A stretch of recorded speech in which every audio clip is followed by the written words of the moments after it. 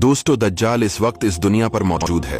दज्जाल अभी आया नहीं है और किसी को पता नहीं है कि दज्जाल इस वक्त कहाँ है और आखिर में जमीन के किस हिस्से से निकलेगा। लेकिन पूरी इस दुनिया पर एक ऐसा सहाबी गुजरा है जिन्होंने दज्जाल को देखा भी है, इससे मुलाकात भी की है और इससे बातचीत भी की है। दोस्तों, वीडियो को जरा गौर से सुनिएगा। एक मर्तबा हमारे नबी सल्लल्लाहु अलैहि वसल्लम ने अचानक अपने सहाबा को जमा फरमाया और खतबा देने के लिए मेंबर पर तशरीफ फरमा हो गए और नबी करीम सल्लल्लाहु अलैहि वसल्लम ने फरमाया कि अमीमदारी ने मुझे बताया कि वो 30 अफराद थे और किश्ती में वो सफर कर रहे थे कि तूफान आ गया और वो भटक गए।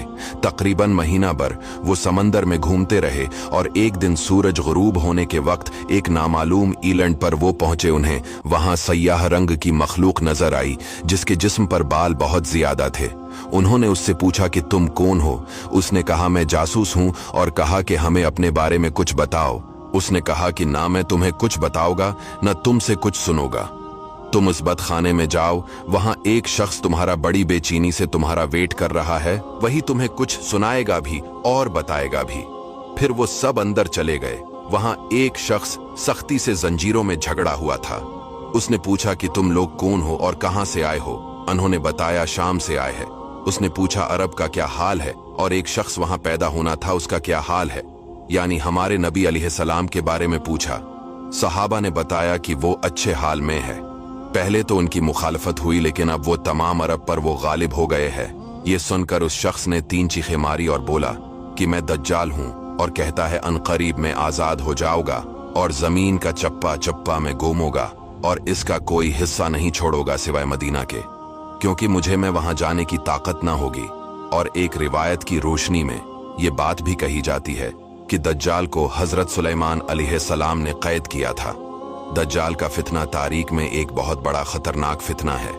दज्जाल का जो हलिया बताया गया है वो ये है कि दज्जाल एक जवान मर्द होगा, लंबा कद होगा, एक आंख से काना होगा और एक आंख खून आलूद हो गए। दज्जाल की पेशानी चौड़ी होगी और उसकी पेशानी पर लिखा होगा काफिर, जिसको हर मुसलमान पढ़ेगा और काफिर को नजर ना आएगा। दज्जाल के निकलने से पहले दुनिया बहुत बुरी हालत में होगी। इसके निकलने से पहले 3 साल पहले इस दुनिया में खशक साली फैली होगी। दीन के मामले में लोगों में कमजोरी पैदा हो चुकी होगी। तब दज्जाल ईस्ट साइड से अस्बहान या खुरासान शहर से निकलेगा और जमीन पर 40 दिन रहेगा, जिनमें से एक दिन 1 साल के बराबर होगा, दूसरा दिन महीने भर के बराबर होगा और तीसरे दिन हफ्ता के बराबर होगा। इस मद्दत में दज्जाल अपने गद्धे पर सवार होकर सारी दुनिया का चक्कर लगाएगा। दज्जाल के इन फितनों की वजह से अहले ईमान सख्त परेशान और तंगी के आलम में भागकर दुखान नामी पहाड़ में पनाह लिए हुए होंगे।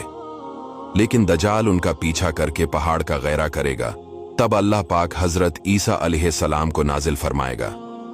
जब हजरत ईसा अलैहिस्सलाम इस दुनिया में आ जाएंगे तो उनको देखते ही दज्जाल ऐसे मेल्ट होगा जैसे पानी में नमक मेल्ट होता है।